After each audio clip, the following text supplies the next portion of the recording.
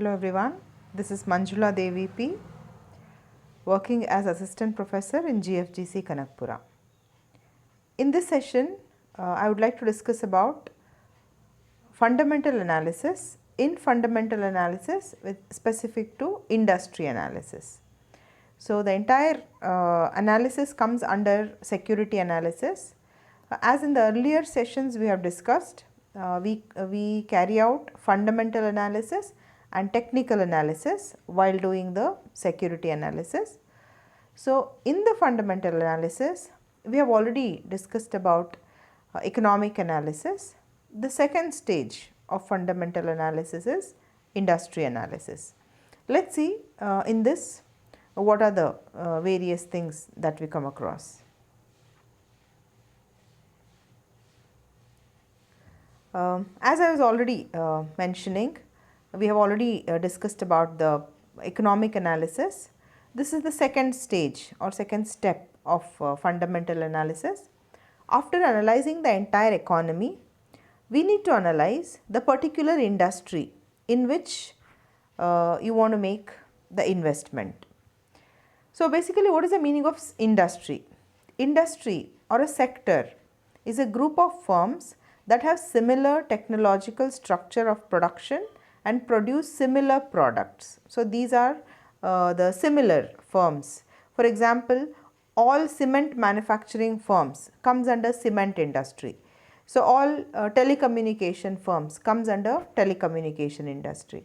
So, likewise we have healthcare, hospitality, we have electronics, we have so many types of industries, clothing, we have fashion industry, we have entertainment industry. So, likewise, so we have different industries operating in the economy. So, market assessment tool designed to provide business with an idea of the complexity of a particular industry. So, here in the industry analysis, we use the tools which is designed to assess the complexity or the position of that particular industry in the economy. So, it involves reviewing of the economic, political and marketing factors influencing the way in which the industry develops or in which the industry is operating.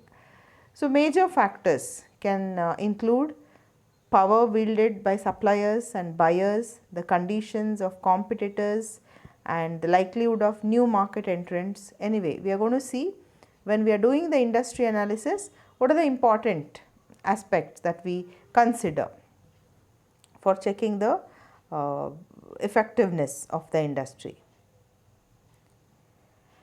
This is actually called as Porter's 5-force model. So, this model has come up by Michael Porter, an economist.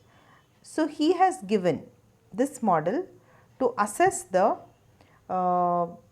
competitive advantage of a firm in an industry. So, what are the basic 5 forces which matters for the what is that like for assessing the position of an industry. So, let us take in the clockwise.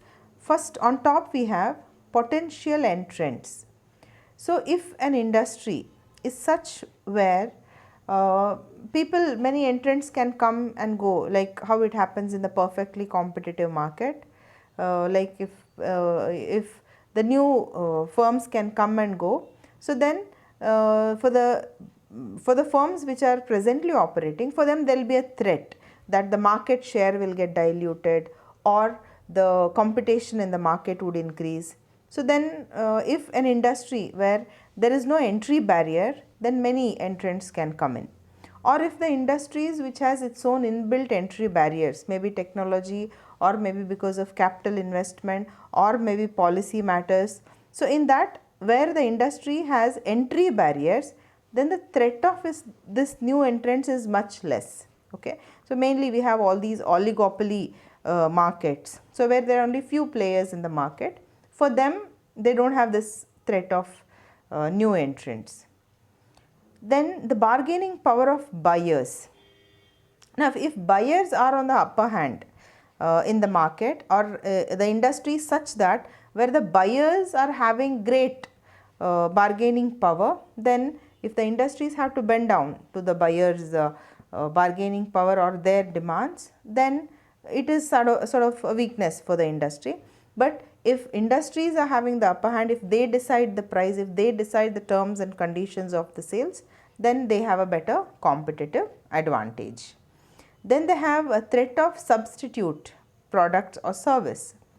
If the industry is such that where there are many substitutes for the product that is being produced in that industry, so then again it has it loses its competitive power.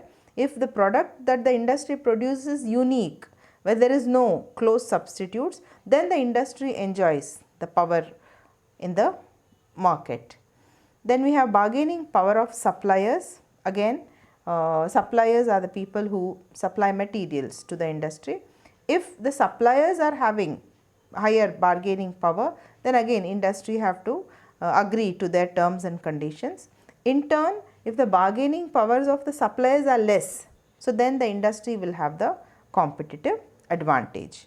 So now if all these four factors combine together, then if we take in the industry, what is the level of competition, that is rivalry among the existing industries. So then that is actually affected by all these factors. If the industries or if the firms within the industries are having say cutthroat competition or are not collaborative or cooperative, but if they compete with each other, then again there may be like the one who is more powerful or the one who is having more resources or more market share or more capital, then they may try to lead the industry. So the all these five forces or five factors determine the competitive level of the industry in the economy. So you can apply this to any industry. Suppose if you talk about telecommunication, we have few players in the market, like we have Jio, we have BSNL, we have Airtel, we have Vodafone. So now if you compile all these things, again there is entry barrier. So easily one cannot start the telecommunication industry because it requires huge amount of investment. There is a capital barrier, technology barrier for entrance, isn't it? Then again bargaining power of the buyers. So buyers are like us, we are the buyers. So we don't have much bargaining power. Whatever they offer, whatever they fix, we are going to take it, isn't it? So substitute products, that means for telecommunication, for mobile services, there is no substitute as such, isn't it? We have landline phones, but it is outdated. We all need mobile phone today. So the substitutes are not much. Then when it comes to bargaining power of suppliers, so again the suppliers may be the one who supplies technology or government or whoever. So if those bargaining powers are higher, then they have to agree to their conditions.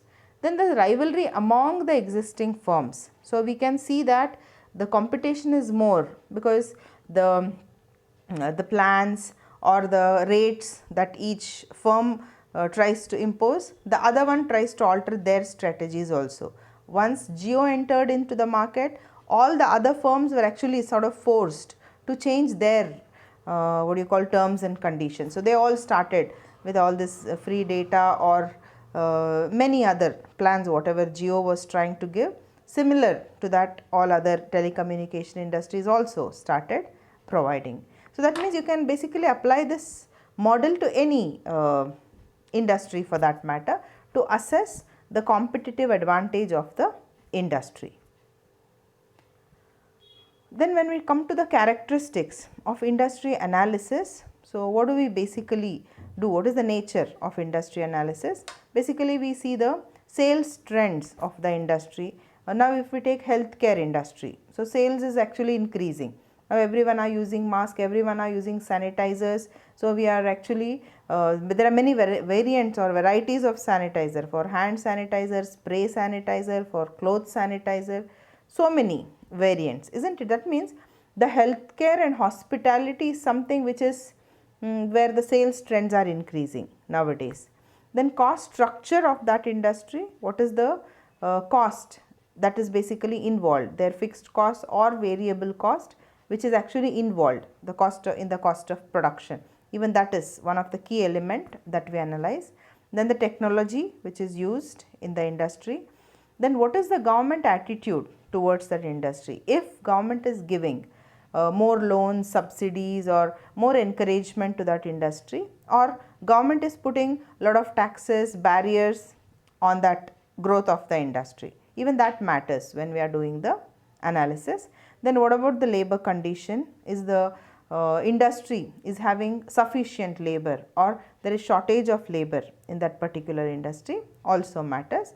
Then the competitive pressure within the industry, how is the competition? Like as per the Michael's 5 force model, so we can see all those 4 elements matters for the competitive pressure. Then what about the suppliers bargaining power? Then if there is any substitute available for that industry, then what are the future prospects of the industry? Suppose if we talk about today in the automobile sector, we have one separate segment coming up which is of electronic bikes and electric cars, isn't it? So now that is slowly coming up and government is giving all subsidies and encouragement for the electric vehicle so that it reduces the pollution and petrol consumption and diesel consumption is also reduced. To add to that, actually rates of petrol and diesel is continuously increasing. So people are sort of encouraged to go for all these biofuel or the electric vehicles. So the future prospects of electric vehicle we can see is more interesting, isn't it? So when we do the industry analysis, all these elements that we actually look into. Then if we classify the industries, of course we can classify them based on their nature, like as I was talking, telecommunication, entertainment, hospitality, healthcare, cement, so on. But if we do a technical classification, we can basically classify into 3 types of industry. Actually cyclical growth and cyclical both are one and the same, it's just been repeated here. Let's see what each one talks about. When we talk about growth industries, these are the industries which have higher growth potential. So right now they are not grown much, but they are still in the pioneering or they are still in the starting stage. But later, like the prospective, I was talking about electric car, I was talking about healthcare or hospitality, isn't it? So in such case they have a growth perspective. Okay, there are chances that it will have a better growth in the near future.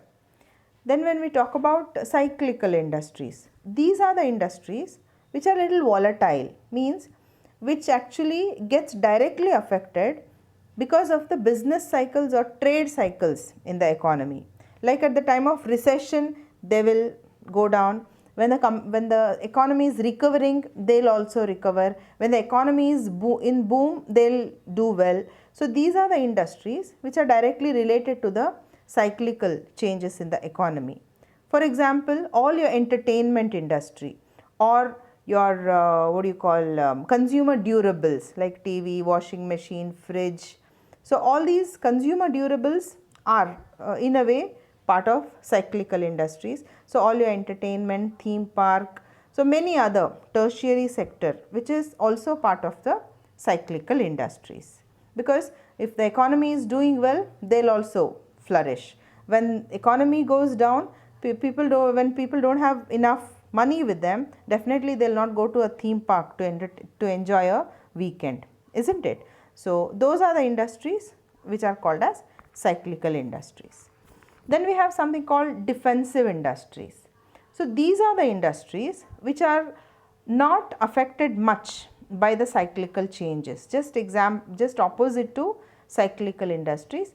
So these industries, whatever the trade cycle, they would still do well, like all your healthcare, pharma or basic necessities.